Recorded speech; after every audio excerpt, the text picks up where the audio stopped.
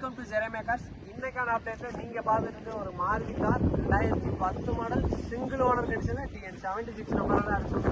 Insurance ஒரு வருஷம் தான் இருக்கு. 10 மாடல்ன்றப்ப இன்னும் ஒரு எஃப்சி கூட முடியல.